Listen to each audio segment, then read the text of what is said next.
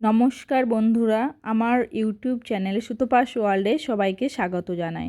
আশা করি সবাই ভালো আছেন। তো চলুন আজকে নতুন রেসিপি ঘরোয়া পদ্ধতিতে পাস্তা বানাতে চলেছি। তার জন্য লাগছে 250 গ্রাম পাস্তা সিদ্ধ করে রেখেছি, আর লাগছে একটা পেঁয়াজ কুচিয়ে নিয়েছি, একটা গাজর নিয়েছি, ওটাও কুচিয়ে রেখেছি, 100 গ্রাম বিনস কুচিয়ে নিয়েছি, 3টে কাঁচা লঙ্কা আর 5টা কষা রসুন থেতো করে নিয়েছি, আর 2টো ডিম। আর যেহেতু পাস্তা রেসিপি তাই পাস্তার মশলা অবশ্যই লাগবে। তো চলুন শুরু করা যাক। এবারে আমি কড়াইয়ে তেল নিয়ে নেব। তো 5 চামচের মতো তেল নিয়ে নিয়েছি, তেলটা গরম হয়ে গেছে। তো এবারে 2টো ডিম ভেঙে ভেজে নিচ্ছি।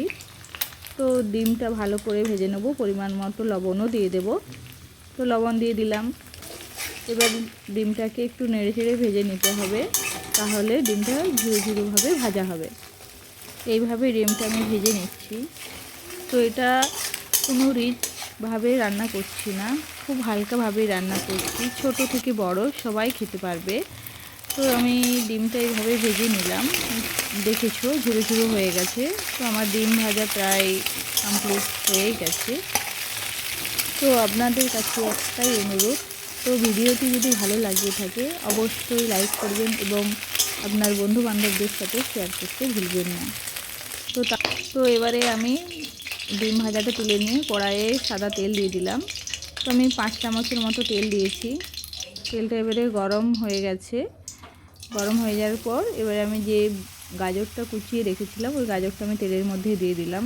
তো গাজরটা এবারে ভালো করে ভেজে নেব। তো গাজরটা ভাজা হয়ে যাওয়ার পর কুচিয়ে রাখা বিনসগুলো আমি তেলের মধ্যে দিয়ে দিলাম।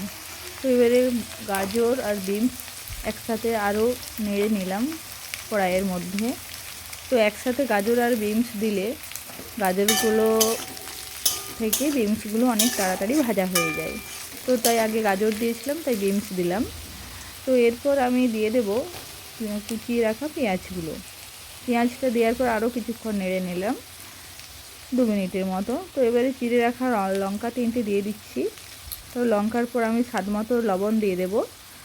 তো এবারে ভালো করে সবগুলো একসাথে নেড়ে নেব। তো দেখতেই পাচ্ছেন মোটামুটি বেশ ভালো মতোই ভাজা হয়ে গেছে। এগুলো ভাজা হয়ে যাওয়ার পর রসুন যেটা থেতো করে রেখেছিলাম ওটা আমি এর সাথে মিক্সড করে দেবো। তো রসুন মিক্সড করার পর আবারও ভালো করে নেড়ে নেব 2 মিনিট, যাতে কাঁচা গন্ধটা রসুনের চলে যায়।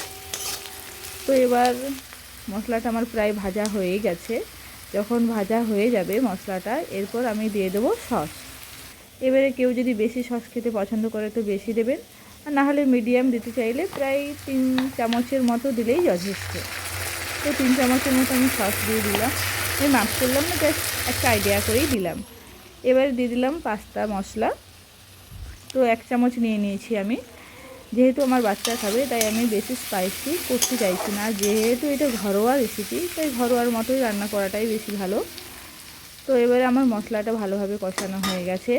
এর মধ্যে ভেজে রাখা যে ডিমগুলো ঝুরো ঝুরো করে রেখেছিলাম ওই ডিমগুলো আমি দিয়ে দিলাম।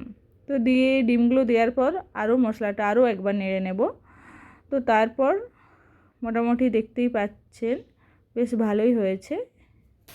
এইবার সিদ্ধ করে রাখা পাস্তাটা আমি জল ঝরিয়ে রেখেছিলাম, সে ওই মশলার উপরে পুরো পাস্তাটা এবারে দিয়ে দেব। আমার দেওয়া হয়ে গেছে। তো এবারে খুন্তিয়ে করে নেড়ে নেব আস্তে আস্তে মিডিয়াম আঁচে। এটাকে আমি ভাজতে থাকবো, প্রায় 5 মিনিটের মতো ভাজতে থাকবো।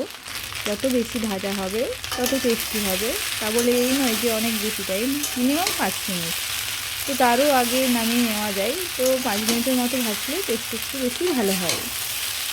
তো আমার পাস্তাটা ভাজা হয়েই গেছে, দেখতেই পাচ্ছে।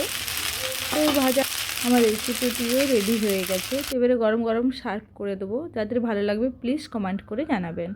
নমস্কার, ভালো থাকবেন, সুস্থ থাকবেন।